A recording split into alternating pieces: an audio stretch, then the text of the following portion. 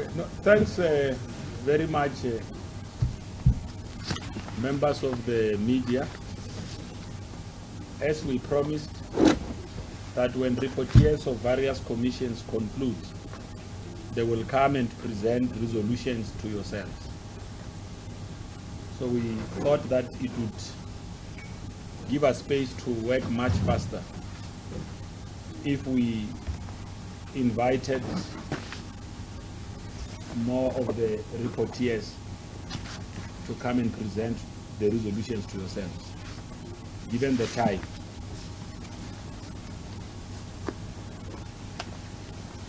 So just by way of introduction, it's Tembing Kadime, newly elected member of the National Executive Committee, is going to be presenting resolutions of local governance and legislature, of governance and legislature, and then Comrade Joe Maswangai,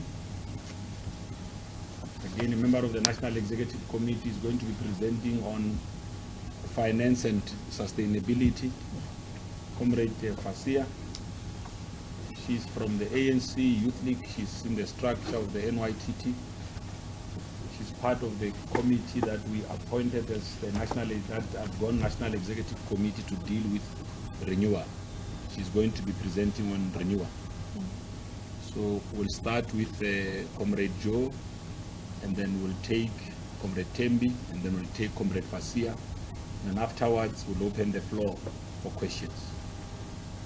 So I must just make a special plea to the presenters that we try and give them the resolutions, given the time that we have been with them since 7 o'clock in the morning. And we must thank members of the media that they agreed to be detained for this long. So hopefully this will be worth a while. Comrade Joe, over to you. Thanks very much, Comrade Pule, and our colleagues from the media fraternity. Our commission was looking at the issue of the sustainability of the ANC in regards to resource mobilization. We have noted that the ANC is facing some challenges in regard to mobilizing resources. Though the ANC has got lots of responsibilities as it is the leader of society. Linked to the issue of sustainability is what Fasia is going to talk about, organizational renewal. That the ANC, starting from the branch, has got almost 6 tasks that it has to look at, which I don't have to go into. After having noted all those challenges, conference has resolved that the state should be able to fully fund the activities of political parties. You know very well that we have got an act of parliament called political party funding, which has got lots of challenges on its own. And we are looking at the possibility of reviewing that legislation because at some stage, though it has got good intentions of openness, but it has got unintended consequences where most of our conventional donors are no longer prepared to fund political parties because of the challenges of the political party funding legislation. So be that as it may, we are arguing that the state should increase its allocation. As you know that as of now, those political parties that are represented in parliament do get allocation from IEC. But we are saying that Parliament itself should be able to fund political parties Of course, we are looking at internal measures like the membership fee, which to a certain extent we might increase. For now is 20 rand for a year. We haven't taken a final decision today. Conference has delegated the NEC to look at reviewing the membership fee. We are going to look at this with a full cognizance of the situation that our people find themselves in now, so that at the end we don't increase membership fee to an extent that ordinary people are not able to subscribe to the ANC, whereas the ANC is the organization of the poor, and it is pro-poor. There are also other measures in terms of raising resources, where we'll look at the property portfolio as the ANC and utilize our property assets to generate additional revenue. I don't have to go into details about that, but also we'll have to also to look at other measures like strengthening the research-based policy, monitoring, evaluation, capacity to support evidence-based decision-making. Also, to further look at the issue of training, capacity building of our staff. I've spoken about the property portfolio, but also look at other investment opportunities, so as for the ANC to raise resources to finance the activities that come with the responsibilities of the ANC as a leader of society, because that on its own make the ANC to have got lots of tasks, because you don't decree to be a leader of society, you have to earn it, and we believe that the ANC has earned that status to be the leader of society. But for it to be a leader of society, it must have requisite resources. So we are looking at all these strategies to make sure that the ANC has got the requisite resources to be able to lead society efficiently. Thanks very much, Comrade Pule and our colleagues. Okay, thank you very much, Comrade Pule, and good evening. Legislature and Governance Subcommittee. 8 key things, and I'll rush through them quickly. Maybe we will expand on them later. And they are not necessarily in any order of priority, but as they were raised. I'm sorry, I'm trying to understand the sign language. Oh, move them this side. Sorry. Or you can come close. Oh. Okay. All right.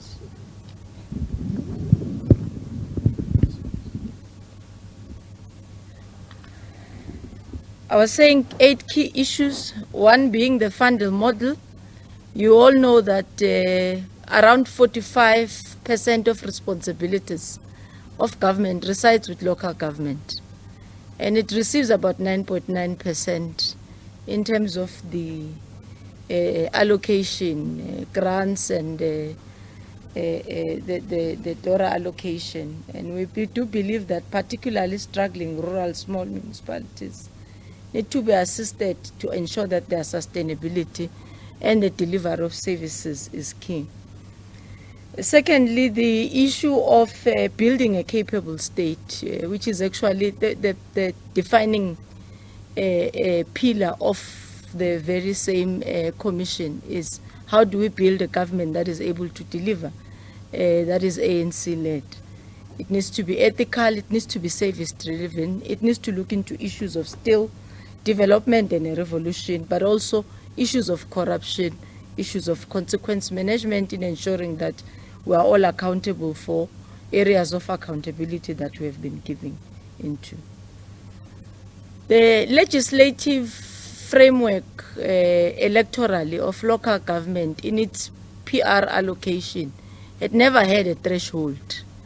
And we do believe as a commission that we would want to introduce a threshold in the calculation of public representatives at the PR level. For example, in the city of eThekwini, they've got, with independents included, of course, they've got around 24, whether you call them parties and individuals, which make just but one council.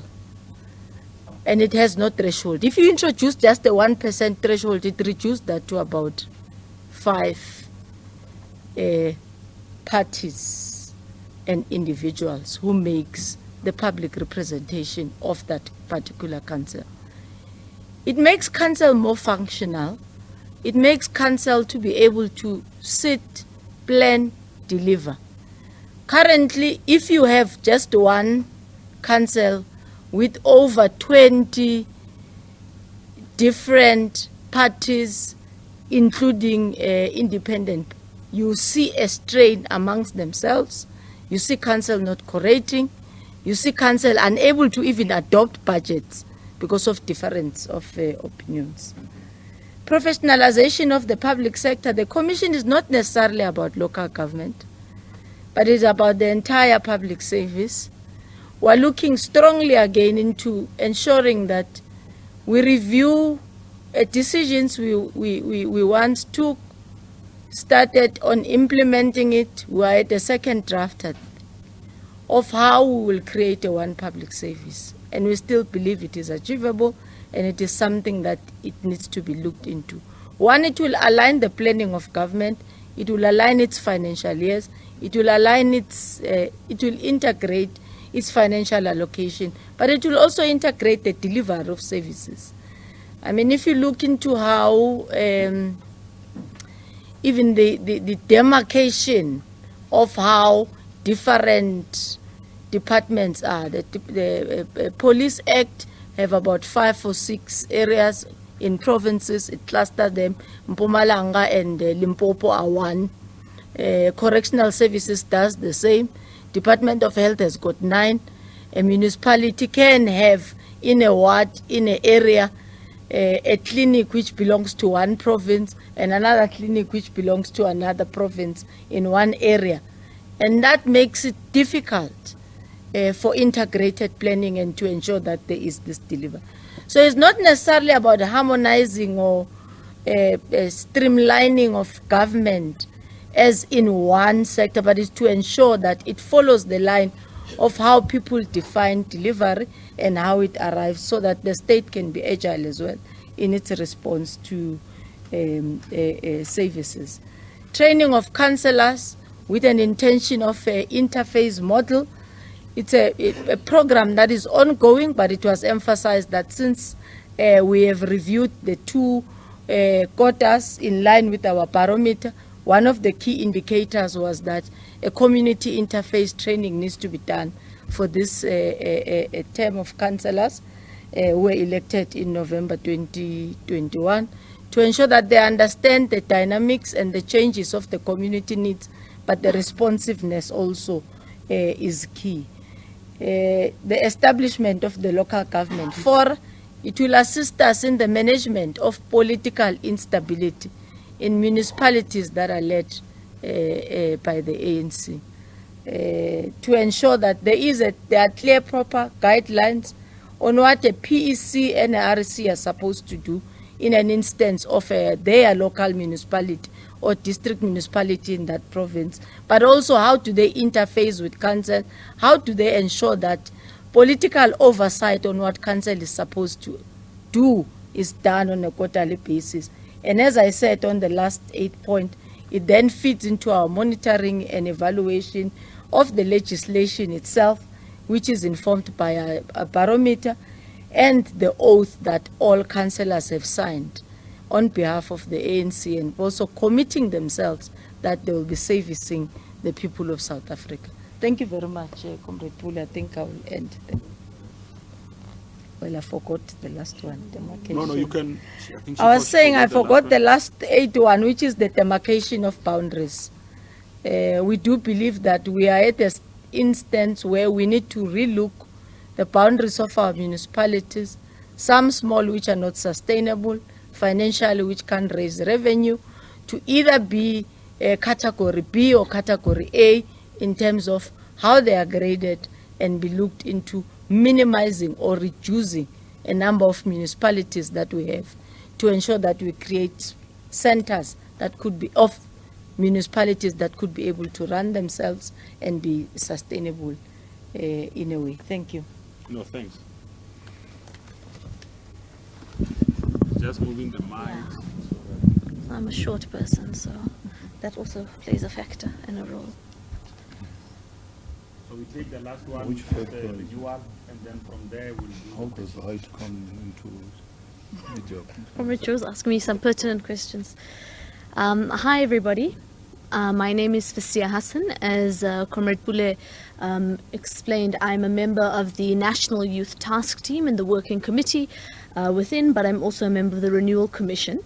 And I'm going to be doing a high-level summary tonight on the organizational renewal discussions. I think it's firstly important to note that organizational renewal, we termed it organizational strategy renewal and its sustainability, was a commission that was discussed by all delegates. So there were commissions, I think it was about 15. So every single one of the 4,600 or X amount of delegates interacted with this. And I think the first point to take from that is how seriously the ANC takes renewal, and how important it is in the agenda and that process of what we're trying to really address. So on a high level, we dealt with organizational structure, renewed vision, and I'll speak to a few of these points that I think may be of interest in just a moment. But renewed vision, building a new kind of cadre, the roles and tasks of our ANC branches, building a non-sexist and non-racial movement. We spoke generally around leadership and renewal, but of course leadership collectives as well. But very importantly, also building an outward-looking ANC with a clear program of serving our people. We dealt with in extreme detail misconduct, crime, corruption, and ill discipline. We've dealt with accountability and performance management. We even delved into elections campaign capacity, motive forces, strengthening our alliance, and even discussing coalitions. But overall, what I think is important and of interest, not just to the media, but to the millions of South Africans out there who I think just see a particular brand of ANC. They don't see the policy, they don't see the extreme thought. You can see it's now the middle of the night and we are briefing the media and the country on policy. They'll probably only see it in the morning, but again, just showing that there's a different kind of ANC that's here that may be sometimes missed. And so what is important is the overall renewal process has been reaffirmed by the 55th National Congress in a various different forms and timelines. We've also followed on from the 54th conference that took place in 2017, the policy conference, and ultimately what's happened now over the last, let's say, 6 to 8 weeks in particular. We've made resolutions that the newly elected, of course, AI and all of the things that come with it. But the newly elected NEC, it's been resolved by conference that they are now mandated officially to come up with a short-term renewal program of action, and I'm going to separate it from the other interventions. The Renewal Commission, of which I form a part of, our mandate was a long-term one, dealing with the draft roadmap for 2032. We are now putting a very particular mandate from National Congress onto the NEC to deal with the immediate renewal program of action, and we've got some detail around that about where we want it to go. And it does deal with the economy, it does deal with the battle of ideas, deals with a number of different things. We've also reaffirmed and accepted the renewal plan of action by the ANC Veterans League and the key priorities that come from that. And you'll know how much effort, time, etc. has been put in by some of our most respected members of society in trying to renew the ANC, and so we've taken that on board as well. Of course, the NEC must undergo a process of taking different parts of those documents, different elements, and then localizing it, which was also very strongly felt by conference. What does this renewal actually mean to the millions of South Africans out there? It can't just be a political theory. It must mean a better life, it must mean better service delivery, and it must mean a renewed society as a whole. And that's a big theme that came out of our commissions and our conference, and ultimately a resolution that the ANC must be outward looking. We can't only be focusing on our problems, our issues, and in doing so, we've realized we've in some ways not really put our people forward and at the forefront, and that's been a big idea of what we want our renewal to look like. There's also been a resolution around a strategy convention that we can hold that specifically deals with strategy and tactics, specifically deals with renewal and what it means beyond just a national conference. You must know the mandate of a national conference is different. It's to elect leadership, but also to reaffirm different policy positions. And we feel that there's a need to really zero in on where we are, also keeping in mind that this is a watershed moment for the ANC. Very important, I spoke to it, that renewal cannot only be an internal process, it must also be a renewal of the state, ultimately society. We reaffirmed political education as a key element and not just compulsory elements of the OR Tambo school. We want to also tailor make that, and that ultimately leads into what Comrade Tembi was talking around, how we elect or choose councillors and public representatives. So we're going to have a much finer process. There'll be a thinner filter. People will have to really show their merit and the ability to lead, and that also came out very strongly in both the commissions and conference. Another big point was young people being central to the renewal process, and that was very important because you know that we've been fighting for a long time for young people to be included, and part of this 2032 roadmap, it has also been resolved that the ANC must come up with a 10-point plan for youth economic empowerment to specifically tackle the crisis levels of youth unemployment. And we're saying this from a political perspective because we don't just want economic policy on one hand, it must be a major streamlined process within government, within our societies, and ultimately within the ANC. And finally, I know people have been waiting for this. Provinces today have both reaffirmed and resolved to affirm the step-aside resolution. We've been very clear that it will be impartial. In fact, I actually want to read the section here because we don't want to get anything wrong in that regard. So we have reaffirmed the step-aside resolution of the 54th Congress. The future of the ANC and the trust of our people depends on its speedy and uniform implementation. We cannot, as a governing party, ask for the trust of our people while deploying people charged with serious crimes. And ultimately, the conference has urged the NEC to ensure the regulations be implemented uniformly, impartially, consistently and fairly, and not be used to fight factional battles. Also important that the situation of those who have been stepped aside must be reviewed or could be reviewed every 6 months. And also very importantly, it was felt that the Integrity Commission and disciplinary committees in the ANC must be held to those deadlines to not unduly prejudice affected comrades. We've also spoken about and resolved about publicly dissociating from those that are corrupt, commit serious crimes, abuse women and children, etc.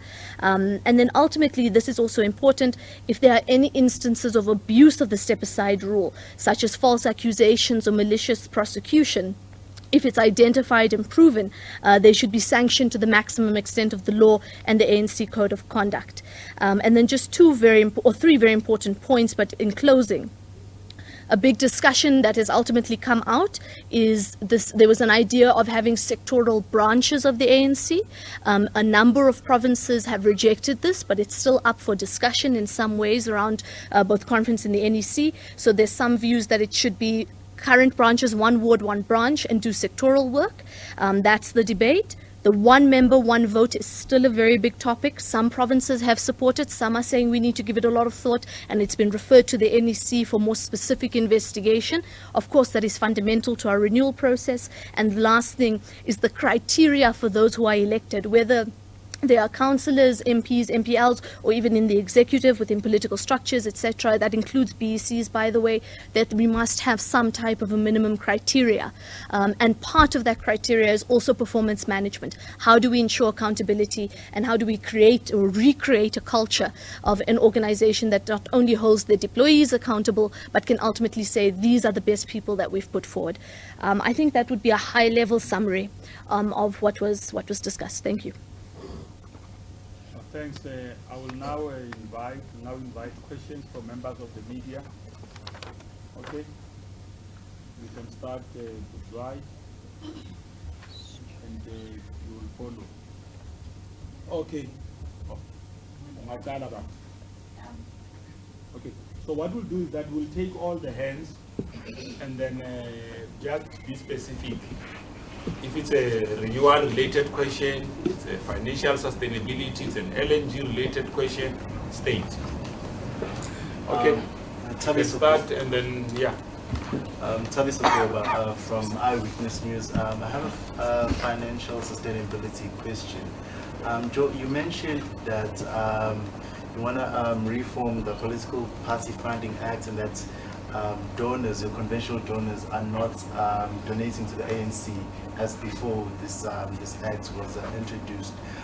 Is there a reason, in your discussions, is there a reason that was raised in terms of why donors do not want to be seen to be funding the ANC? And when you say you want to reform the Political Funding Act and its openness, are you saying that you want donors to be able to be anonymous? Just last question, it's for Fasia Hassan. The minimum criteria for deployed cadres, has that been developed yet? Do you have an idea of what that criteria might be? Christian Duplessis from Netwerk 23. This question is also related to the financial sustainability, and it's just, you said that the ANC needs the appropriate amount of resources to be a leader of society. Do you think that, to what extent do you think that the ANC has been hindered by its financial situation in being a leader of society? Thank you. Zalil Abed from SABC. I think the question to Mr. Masonga has been asked by my colleague there. I wanted to ask about review and anonymity. But to Ms. Kadimian and Fatia, on the local government, so I hear you've mentioned some things that are difficulties that needs to be looked at. But did you discuss the fact that there are areas where maybe those issues you've raised there don't necessarily apply, so to speak, but it is those that we have deployed who are simply not able to work, particularly in the local government sphere where service delivery is key, but it's not happening. On the renewal, President Beg spoke about the new cadre in 2000 for Elizabeth. 22 years later, 23 years later, I hear something very similar. The ANC somehow talks and not does. Am I wrong? Okay, yes. Fatuma Lisa here at Sunday Times. Perhaps for Brajo, first question. On the party finances, my understanding is that the amendment or the proposal to amend the Party Funding Act was supposed to be introduced as early as January 2022, last year, in Parliament. Do you know what has led to this delay, and what has been the impact on the party so far? My second one to Sis Tembi. You mentioned the introduction of a party threshold in council. Perhaps I'm the one not understanding you, but are you not muzzling democracy by limiting the number of parties or independents that participate in council, in municipal council? So, yeah, and maybe secondly for Sis Tembi, can you please just expand on the grading of the municipalities? You mentioned that there's a view of reducing some of the municipalities that perhaps are not generating revenue. What are you looking at there? Maybe just to expand for us who do not understand. Fasia, the review of step aside or cases of those who are on step aside after every 6 months, it has been spoken about quite several times, but I just want to understand, what do you guys think you're basing on this review?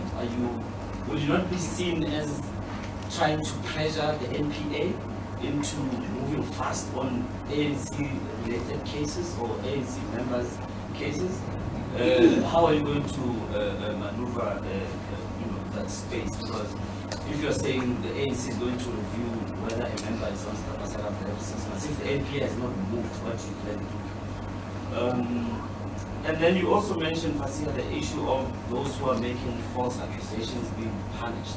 Are you only referring to those who are ANC members making false accusations against ANC members? What about those who are not in ANC? How do you punish them? Yeah, that's it from me. The true state of affairs. Mawandi and then Good evening. My name is Mawandi from the Sunday Times. Fasia, let me start with you.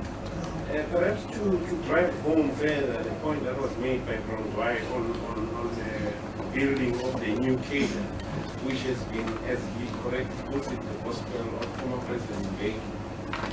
We went further to say that it's better few but better. What kind of a new cadre was discussed in this particular conference? And then, Fasia, again, you also go on to say young people must be central to the renewal process. Some argue that this push for young people to just swell the ranks of leadership positions doesn't have content. What kind of young people? Because being young alone is not enough to qualify you for a leadership position. And it doesn't mean just because you are young, you understand the issues and you are better than the old people. In fact, more often than not, it's the other way around. You discuss the content on what kind of young people, because young alone is not enough. Some aren't. On the step aside resolution again, Fasia, some people, for instance, as it were, since this issue has been contentious since its inception, the step aside rule, have been arguing that it is against the principle of natural justice and that it contradicts the Constitution that says everyone is innocent until proven guilty by a court of law. And being charged alone is not proof that you are guilty. And should you guys go into that particular aspect of comparing the step-aside rule to the Constitution of the country, which is the supreme law of the land that says everyone, which is why people can get bail and still be in society while charged, but the ANC says you can't be in a leadership position. But Joe, on the issue of my brother has asked this one on the political funding, but perhaps a second question for me, you say on the issue of financial sustainability, on top of IAC having to increase the funding that it already gives to members, you add and say Parliament itself. I don't know if I understood it correctly. What do you mean exactly by that? Because IAC is already an institution of the state, so if you say Parliament, where does Parliament get that money from to increase the funding for the taxes? Austin, you speak about municipalities, on the issue of demarcation, you speak about the municipalities that are financially unsustainable. If I don't know if I understood correctly, do you mean they must be merged with those that are financially sustainable? And also on the message, you discuss the issue of cadres that see municipalities as a form of employment. How are you going to manage that if you merge the financially unsustainable municipalities with those that are financially sustainable? Because it means now less jobs for cadres. Should you discuss those issues? Thank you. okay. My name is Ndeba Mekesi. In fact, two questions have been asked already, but maybe to Bracho.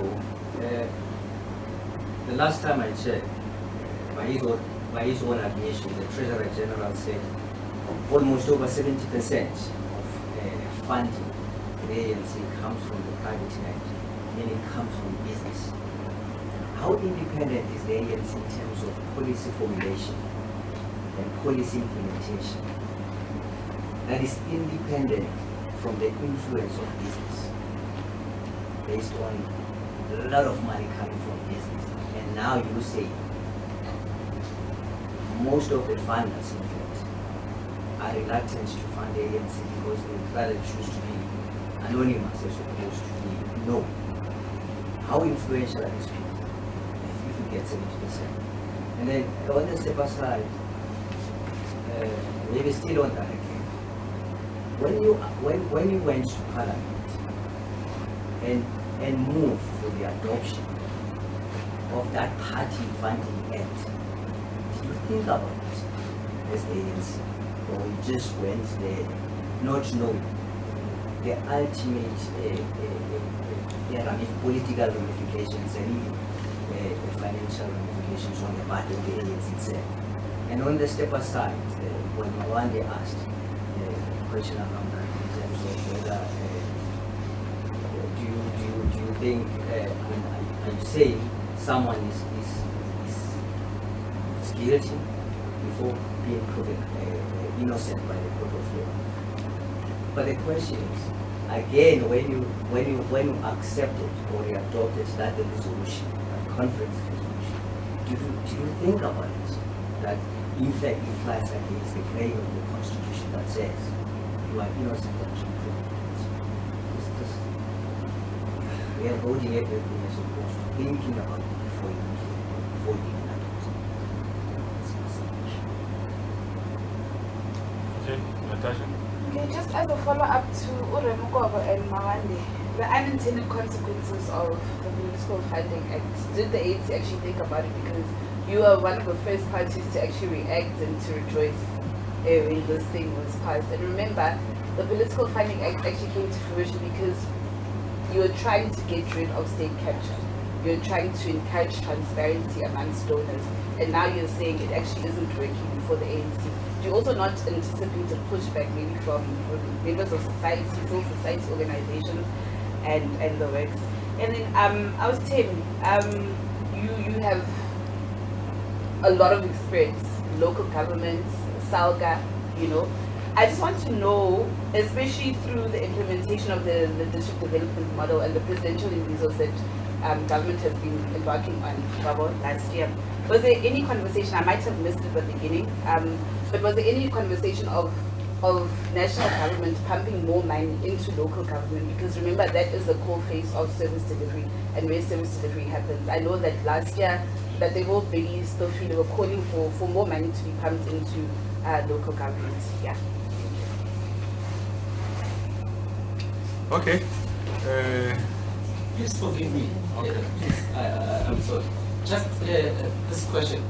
Did the ANC, did this conference discuss whether the NEC had powers to alter the step aside or the resolution on the issues of step aside? Because there was a lot of question whether the NEC had those powers or did those powers lie with the conference. I'm not sure. I think it's on Considering that we are in conference. Yes. Okay, no, that's fine. Don't answer. Should I start? Yeah, you know, Whatever I've left out. Okay. All right, let me start with the minimum criteria question. It's obviously in the process of being developed because the criteria we're going to look for a councillor in a particular municipality is different to somebody who we want to be the Minister of Water and Sanitation, for example. Would be different to somebody who we want to be a policy expert on economic development or education. And I think that the NEC in its development of this criteria will take that into account.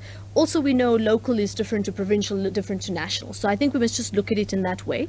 Does require different skills, but it is something that, as the ANC always is, will be transparent with that process.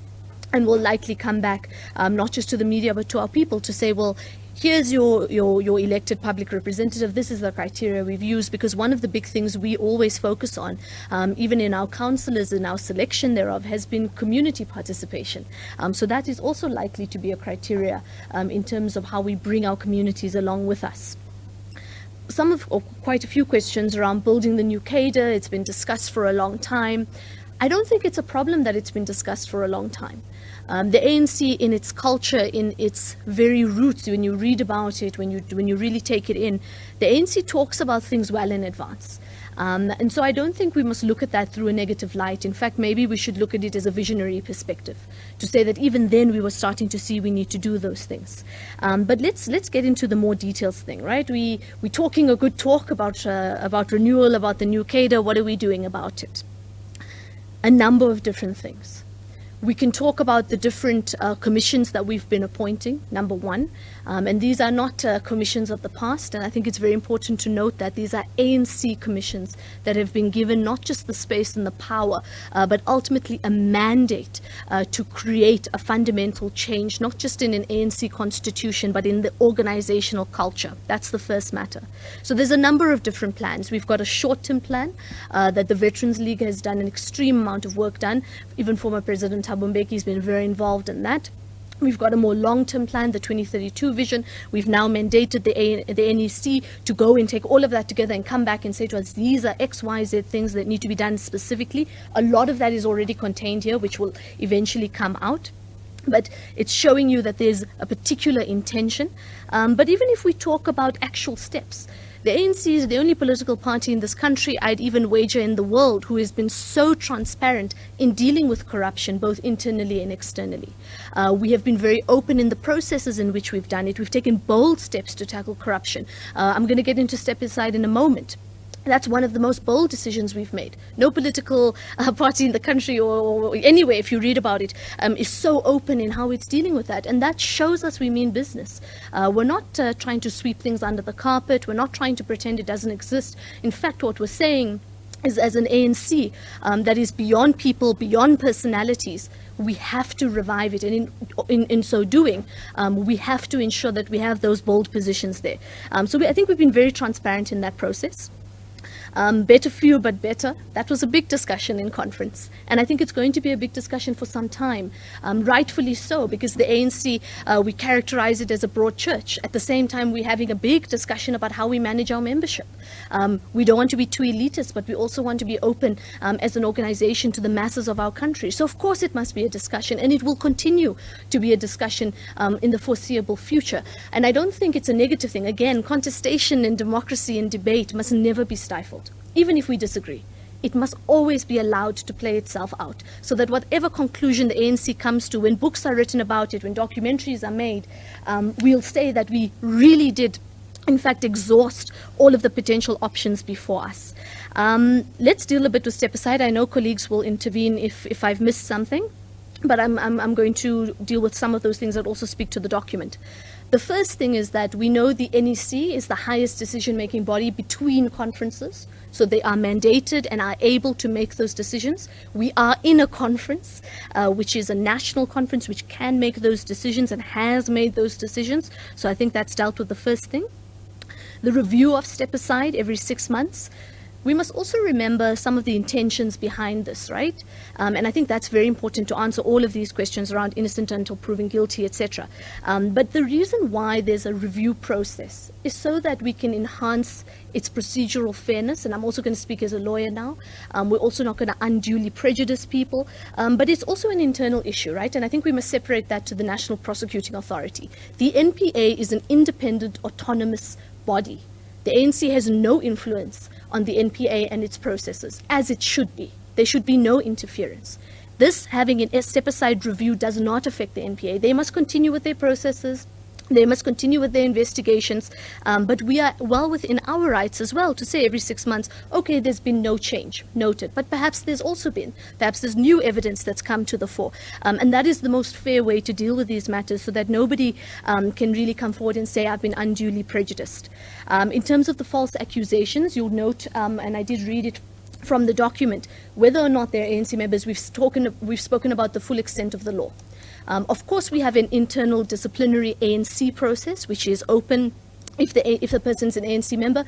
If they are not, then the person who is aggrieved has every right within the legal fraternity and the legal frameworks to take that forward.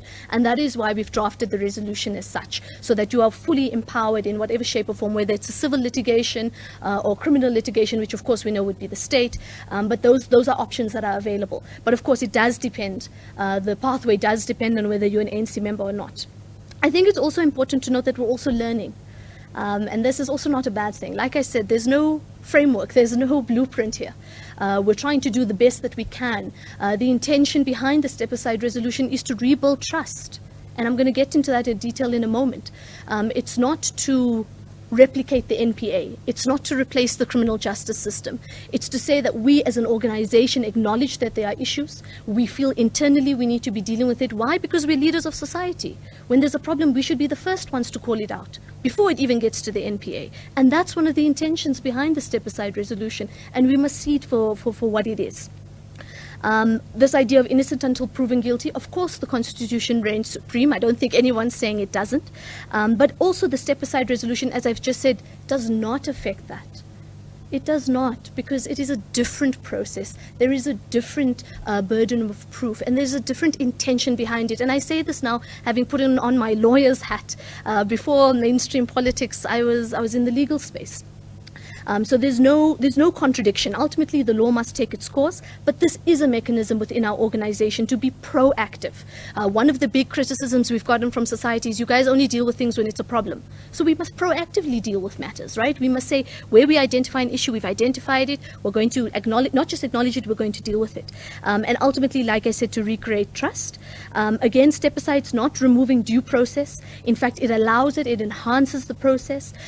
You see this in the private sector.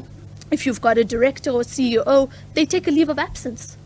They have a suspension of leave. This is a very normal thing that you see in other places as well. So there's nothing untoward about that. And the last point, which I've left for last on purpose, is young people swelling the ranks, and that it's not enough to just be young. Let's agree with you firstly, immediately. It's not enough to just be young. You must be progressive. You must have the merit. You must have the credentials.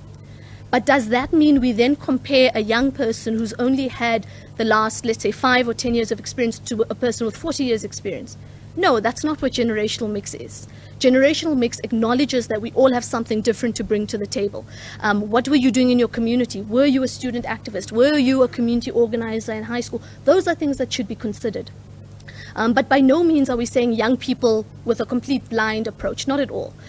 In fact, if you look at how we've said it in the cadre policy, if we've looked at the generational mix, there are young people in this country and in the organization who more than qualify in terms of these credentials. But what we want to address is gatekeeping. And that we must be very open and honest about, because we know that young people are often the victims of that gatekeeping, and that's one of the things that we really want to deal with. So again, it must be content-driven young people that we want at the forefront, and there are many, many, many young people who have that content, who are ready and willing to take up those positions, and who should take up those positions. Thank you.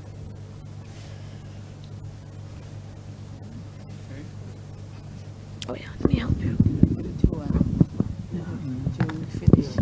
Okay. Or we come this way. Or we come back. Well, we can't. Yeah. Okay. Oh, Sure.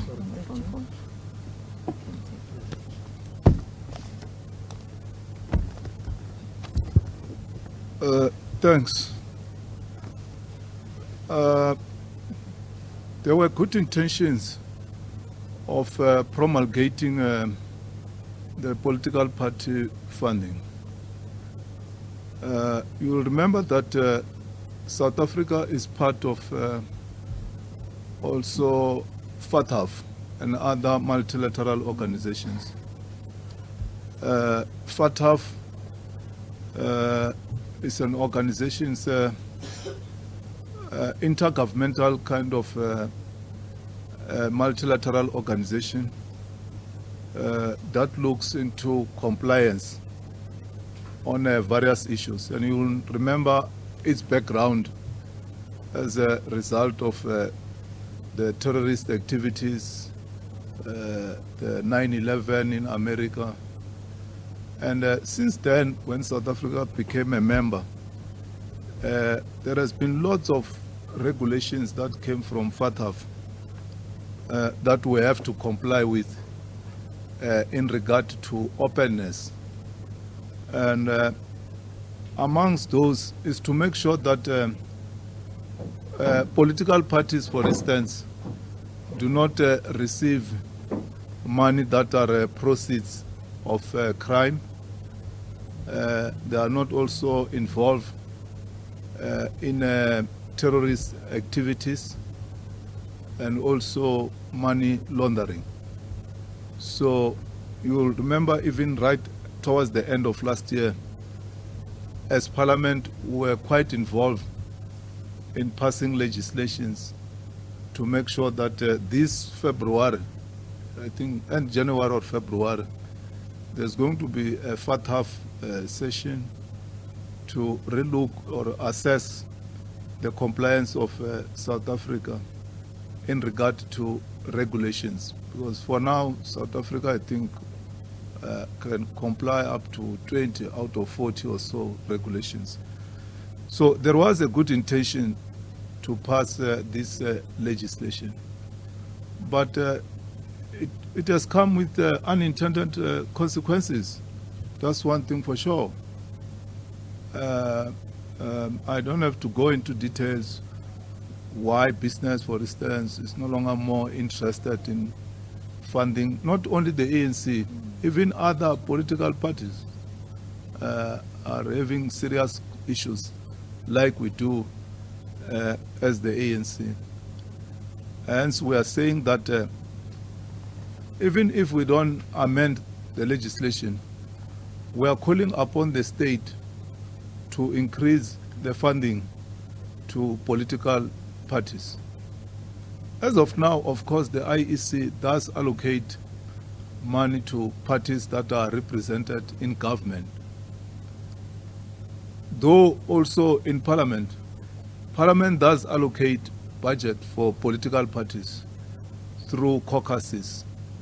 It funds constituency offices, the office of the chief whip, and various activities of parties there in Parliament.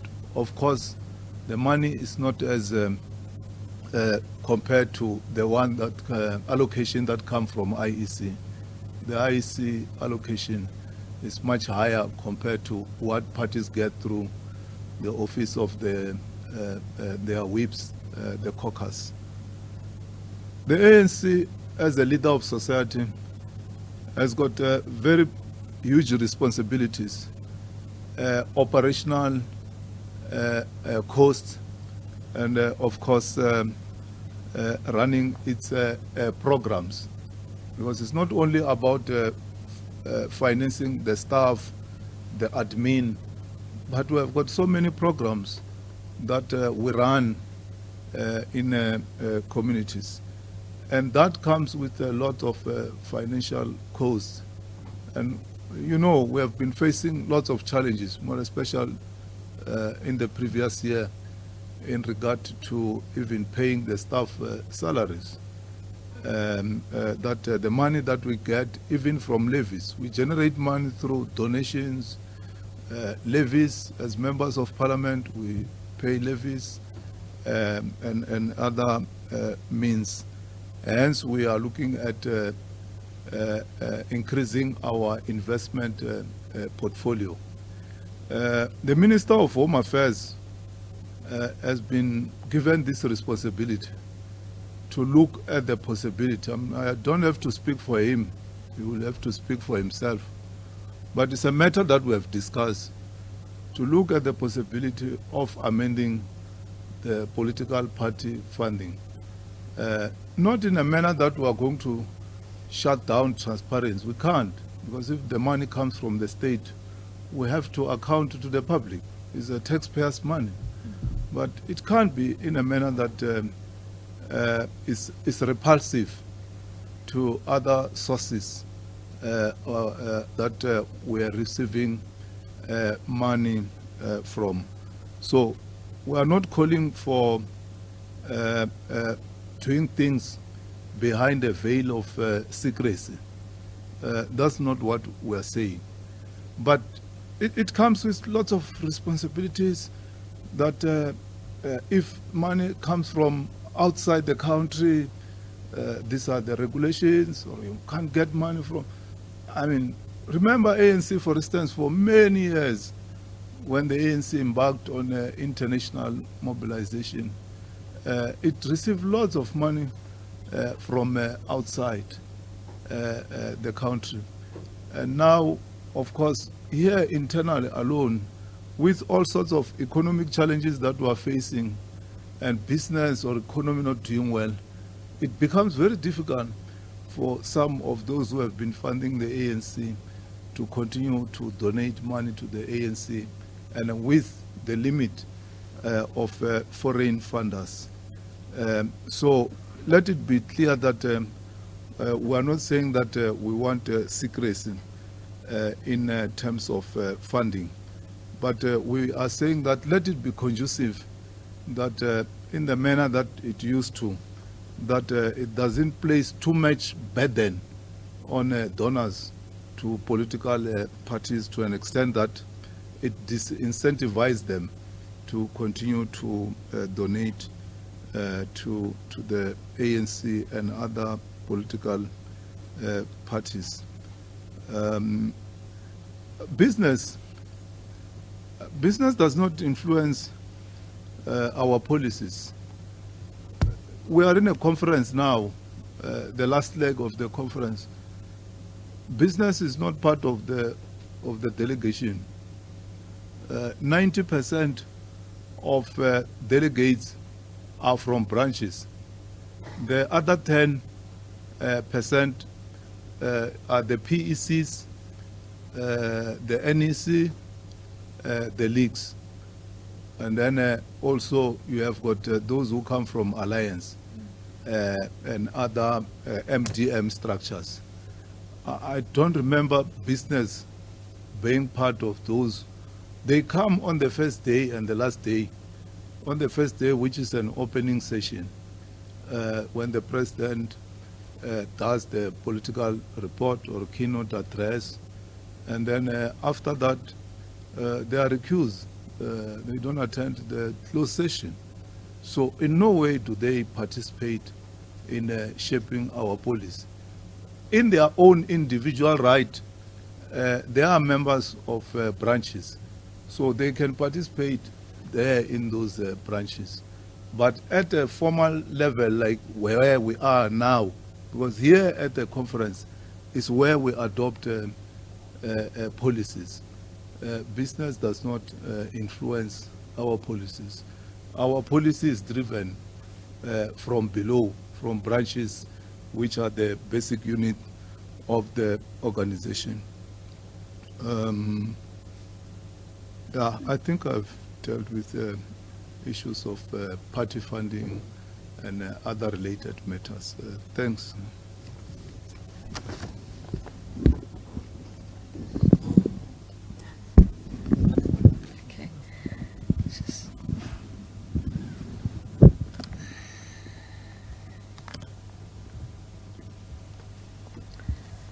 Okay, thank you very much for the questions.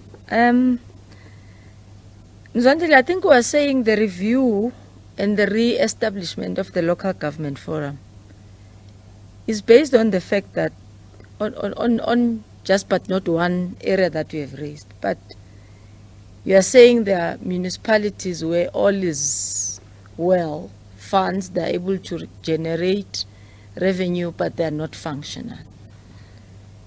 And the discussion at conference has been to hold them accountable. One, by setting the targets of what their delivery is supposed to be.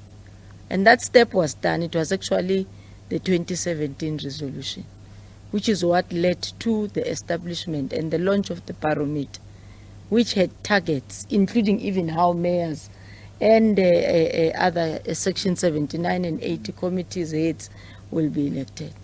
The monitoring and evaluation now, which is the responsibility of this forum, is to ensure that what are the plans in place, Honorable Mayor and others, for the delivery of water in particular point, in sanitation, refuse removal, etc. So it means it is based on the targets of delivery that would have been set. Together at that level, politically, jointly by the municipality, its council, as headed by the mayor, of course, or called Troika PMT, and reporting to that regional office and a political office, which is overseen in the office of the president of the ANC, and Comrade Sibongile Pesani in the previous NEC was assigned with the consolidation of those reports. Now, we had the structure before. When we introduced the changes of the NEC and the interviews and the announcement of mayors by the NEC, I think we did not make sure that the structure still continue to function and as initially it has been functioning. But secondly, the structure needs to look into relations of PCs, RCs, and councils. I mean, that's where political instability earlier on that I spoke about. In some instances, the non-functionality is not necessarily based on whether it's the law, or the council itself, or the funds. It's about how we relate. That there has, I mean, Mangaung is one best example that I know for a fact. That is more about relations more than anything else. The dissolution of the Tsovotla was more about relations than anything else. So you may go, and that is why conferences instructing that in the next 3 months that must be reporting to the LNG a committee to make sure that the review of municipalities and their delivery is key. So in conference where it is putting it, we must get worried. We must be frustrated ourselves by lack of service delivery before even community members become frustrated. So it's more about the change agents ourselves than being forced to be agents of change. The Khutato, maybe I should have used the word instead of grading, classification of municipalities. Look, it's an ongoing process that the demarcation board undertakes in each and every 5-year window. In some instances, they will move a ward or two to a particular municipality to ensure that it aligns with the allocation of fund, or also to ensure that the community itself is harmonized. In some instances, you'll have irregularities like a traditional authority, their community is divided into two, the other one is in another traditional authority, and such things at the service delivery level, they may not necessarily matter, but at another level, they matter and they cause confusion. They will also relook into those things. But we are taking a bold step further to say we need to revisit what had always been done as well to ensure that we don't necessarily have a municipality for a ticking of a box, that you have a municipality, it has 20 wards, it has 16 wards. The revenue assumption now of municipalities is that they must collect 90%. So if a municipality is 100% rural, there's no collection on a revenue base. It means it's grant dependent. And I'm sure you might have heard the AG many times repeating this word. And it goes beyond corruption. They are unable to even attract appropriate skills because they can't remunerate them at the market-related level. So yes, you will create new municipalities. Maybe you will merge current new municipalities. Maybe you will come with a different boundary municipality. But key to it is that it needs to be a structure that is able to save its people. It meets the legislative requirements, but most importantly, it betters the lives of our communities, which is what we want to see in our barometer, building better communities where people live, work, and play. So if, I mean, I've been a mayor of Polokwane now, Aganang municipality, Comrade Joe knows it, was a neighbor of Polokwane municipality, couldn't generate, and it was amalgamated into Polokwane in 2016. Not that it doesn't come with challenges, but it also assisted the management of the system. They couldn't build houses before. Now they are getting an allocation of houses. They didn't have waste collection before. Now they have a rural waste collection. So you could harmonize that, but it's in line with the integration of planning also, which what DDM wants to introduce. We can't tick a box that we have got 257 municipalities, even if you can have 208, which are better, well managed, well funded, well structured, and well planned. The threshold, maybe let me also give a context a little bit. For example, the National Assembly, the allocation of a seat is on the basis of a threshold of a particular number or a percent that you get to have a one seat. Local government, remember, is slightly different. There is a ward councillor and there is a PR councillor. Now, ward councillor, we all know we go into a box. We know it is Mrs. X, and we tick next to him or her, and that's how we elect a ward councillor. Contrary, a public a proportional representation, its formula is not, we are actually saying it needs to resemble the National Assembly formula, where you put a particular threshold of what makes a seat, a number or a percent which makes a seat, for you to tick a 1 to give you a proportional representation, simply put. Right? In the current instance, remember, we, in fact, even the National Assembly will be learning from us now in local government. They will be going to the elections for the first time with independent candidates. So there will quite be a bit of a adjustment also that the electoral system may have to look into in how it calculates how much does it make you as an independent candidate to get a seat, which is sort of a requirement. Otherwise, it may mean that everyone who contests in the 400, if it's 400 people, if you are to allocate as per the number of a person who had got a portion of votes, then you will have 400 different individuals. Now, in most instances, about 2/3 of our municipalities share in a half. If you have got 15 wards, you have got 15 PR councillors. So you have a party participating in ward. You also have all of them, and in some instances, an independent can't participate, obviously. In a PR as an individual, participates in a ward, wins or lose it, but gets an allocation which has no threshold in the PR allocation. And so we're not deciding how many parties, no. We're deciding a formula on how to come into a person or an individual to be able to be allocated a seat, regardless of whether you come from party A or party B. If a formula is a percent of that particular voting station, it will give you the number, for example, of what you may have to get. It will, Mawande, it's not about less jobs for cadres or more jobs for cadres. Structure follow function, yeah? You know, that's what it is. But the fact of the matter is, municipalities, services, households, it's a known fact. In fact, that's how the formula also gets to calculate.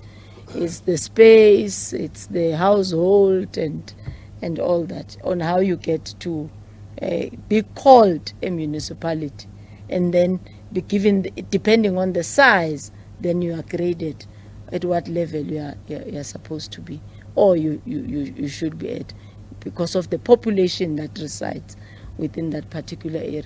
So if you have got 2,000 people who are residents in your municipality, you still have to give them water, you still have to, whether they are called municipality A or municipality B, there must be someone who dig a grave for me and you and for unceremoniously, you know. So it's immaterial whether we are here or we are in the municipality next door. And lastly, the question on DDM and Imbizo. Look, remember my input was talking about the funding model. There have been very many sources of discussion and consultation, not only from SALGA, The FFC, or Financial Fiscal Commission, has also reviewed our structure, looked at it. The Auditor General has done that, even on terms of the debt of municipalities. And there's been quite a lot of review in the financial model of what municipalities need to have. But it's not a singular issue. It's much broader than that. That is why I was saying it's a funding model. Because it needs to look, for example, into skills development. Currently, the debate is actually even difficult. Yes, it's 45% of services that the sphere renders. The allocation of 9%, in some municipalities, we can't even spend that 9% because we have a skill deficit. That is why it talks about the enhancement of capacity. It talks about your mixed spending in ensuring that the entire system, when you call for its funding, it needs to fund and pay the salaries appropriately. It needs to fund and allocate for your services appropriately and any other amenity that will make a municipality sustainable and functional. It needs to look into reserves for municipalities, for example, which is a day-to-day institution that operates. If today we are on a disaster warning 5 in KZN, it means tomorrow those 15 municipalities can wake up with the additional extra financial burden just in 12 hours to ensure that they need to go back into their infrastructure, depending on how heavy the rain was and how the damage was into the infrastructure. So it's not only just a fund or a funding way. We need to create a model and a system that will look into all this, and then you can enact some of it and put it into a legislation. You can put some of the threshold. For example, you can say you need to reserve 10% of your allocation for repairs and maintenance of infrastructure. You need to ring-fence the particular surcharge for the growth of the area, etc., to create what is a financial institution that is able to run itself. Thank you very much, Comrade Pula.